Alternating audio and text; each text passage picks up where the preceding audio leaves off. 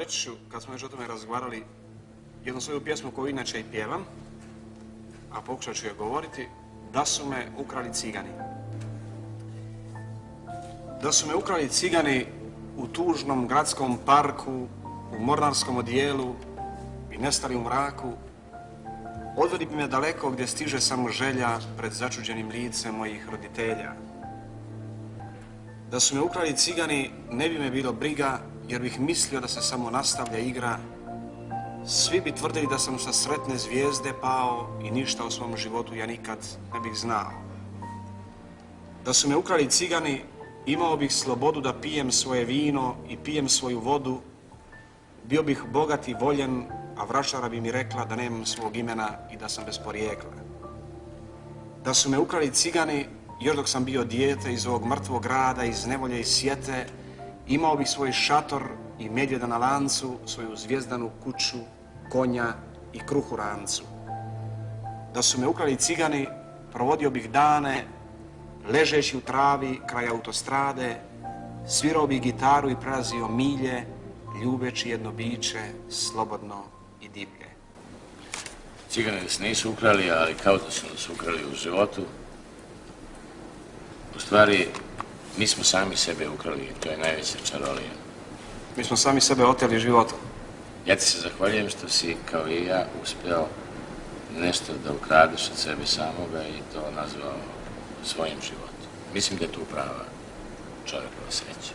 Hvala ti, Miko. Mislim da jeste.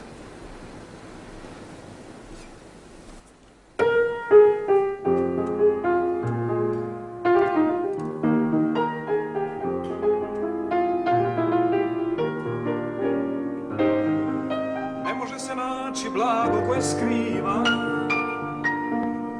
uvijek ću i pored tebe biti sam.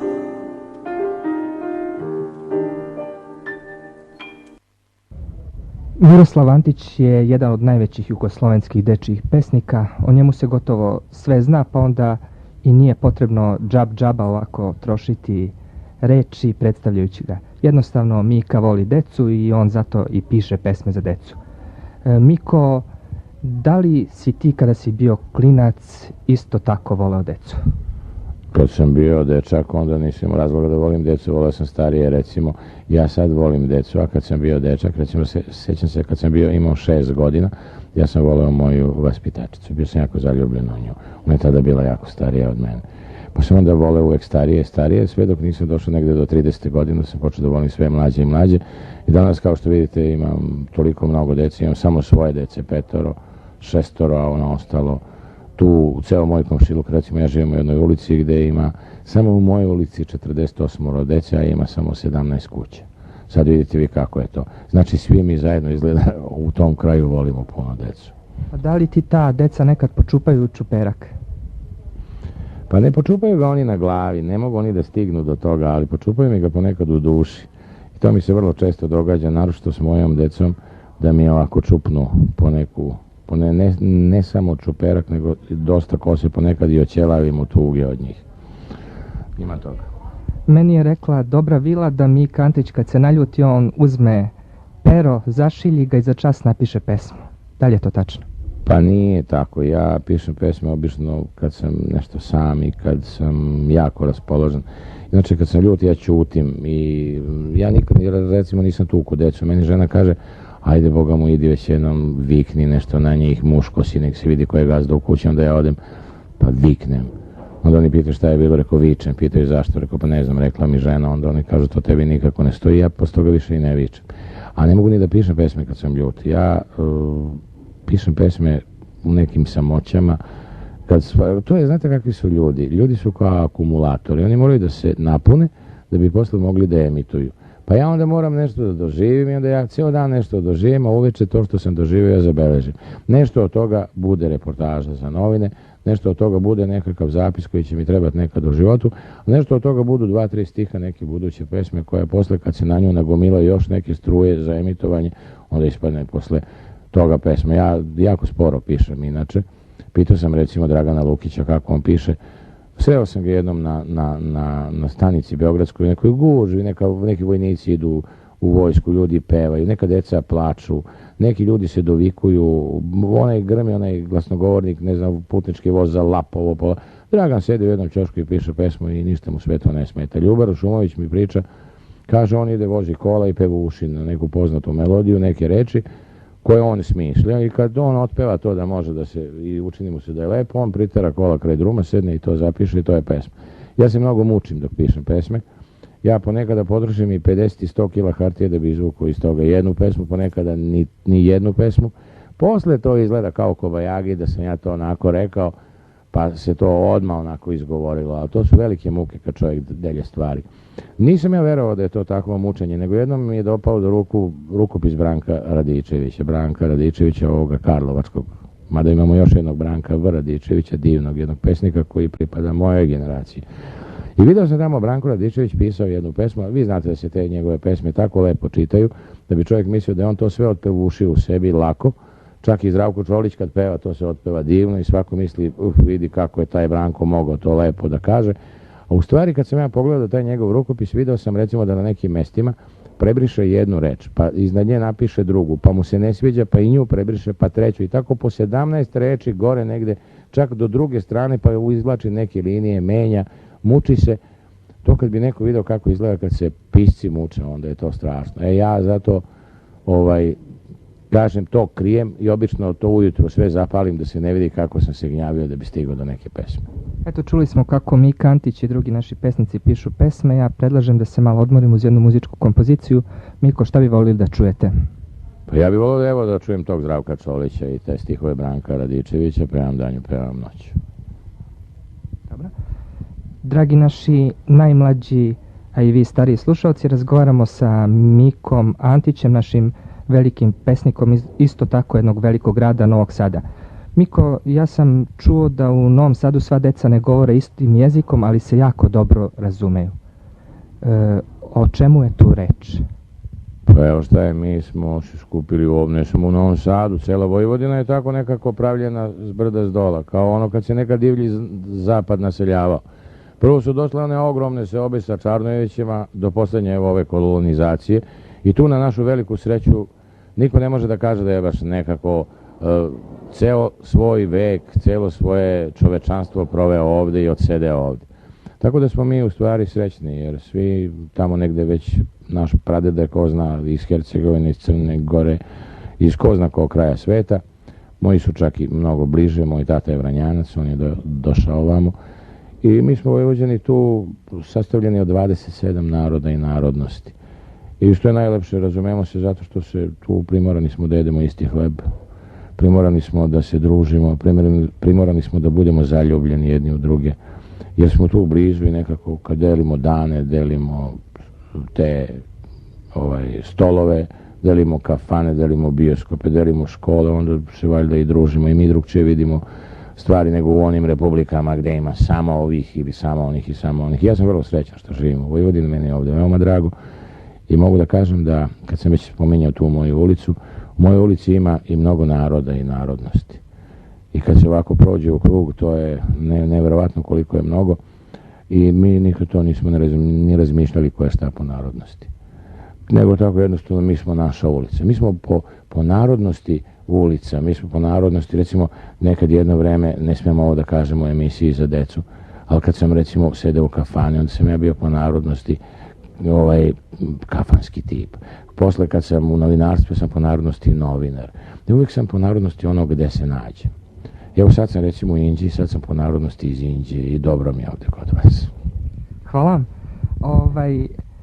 Zimski raspust će ove godine trajati daleko duže nego ranijih godina, čak mesec dana, pa šta ti ovako predlažeš mališanima, kako da oni utraće to vreme?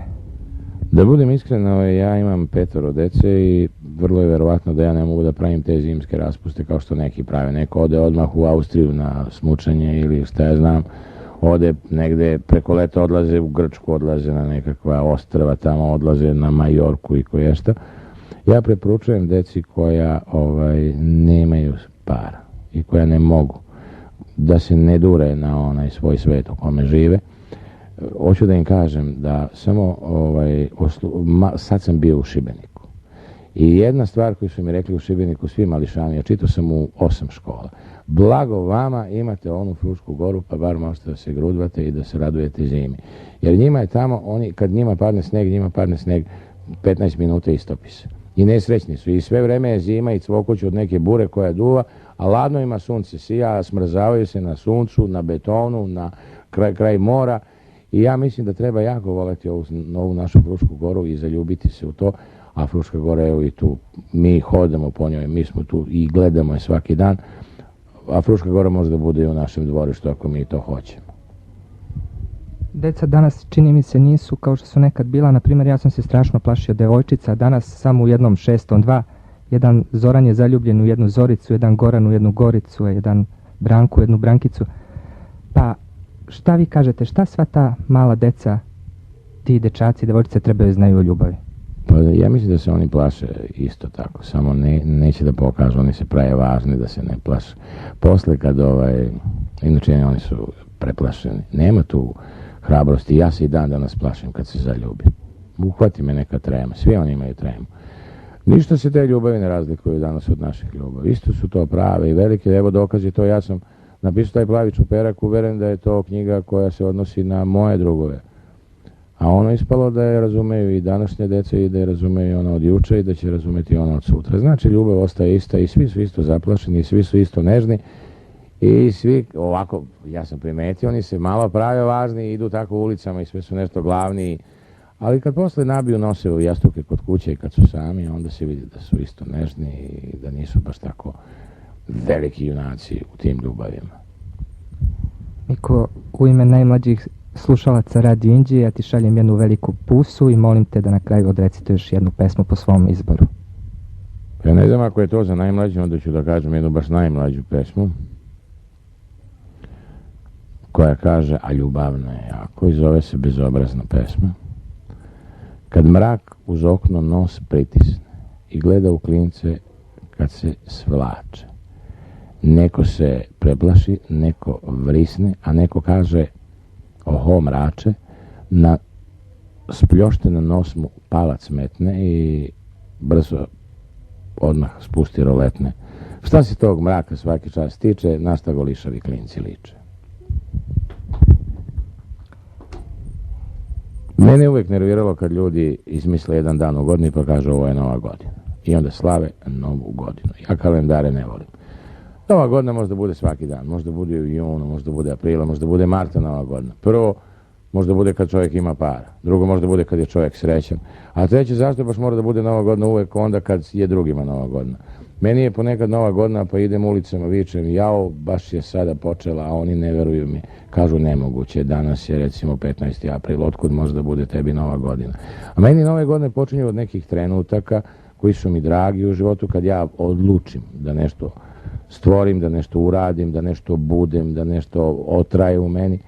I ako bih ja nekom čestitao Novu godinu, a evo čestitam, imam priliku ovoga puta da to kažem i na radiju, ja bih poželeo Novu godinu ne samo 1. januara ljudima, nego bih poželeo svim onim danima kad im je dobro, kad im se učini da valjaju sami pred sobom i sami pred drugima, kad im se učini da je dan nekako bolji nego što je bio juče i kad im se učini da je dan gori nego što će biti sutra. I da uvijek postoji nekakvo sutra koje će biti mnogo bolje nego što je danas.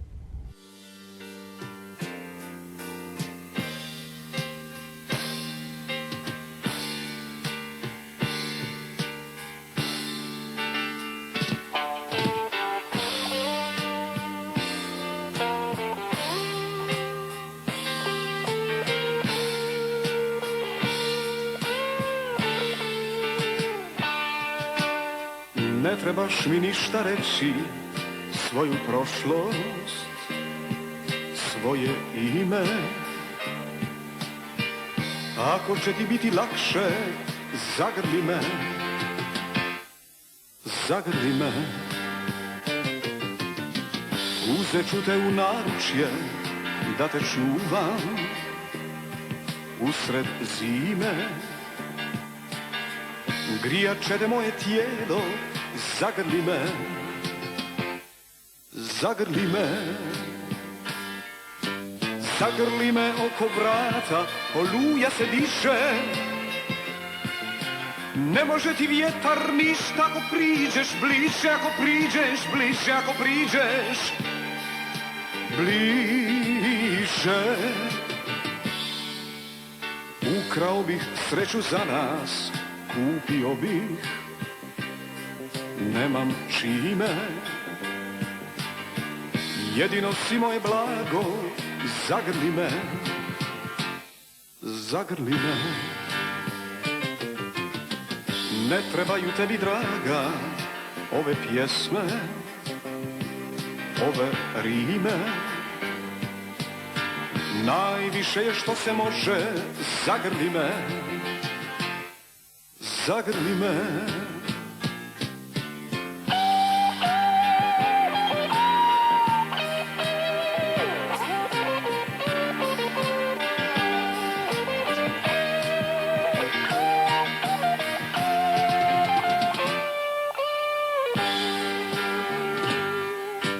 Zagrli me oko vrata, oluja se diže. Ne može ti vjetar ništa ako priđeš bliže, ako priđeš bliže, ako priđeš bliže. Ne trebaš mi ništa reći, svoju prošlost, svoje ime. Ako će ti biti lakše, zagrli me, zagrli me. Uzet ću te u naručje da te čuvam usred zime. Grijat će te moje tijelo, zagrli me, zagrli me.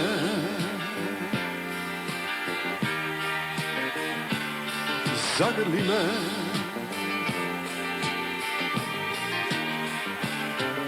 zagrli me,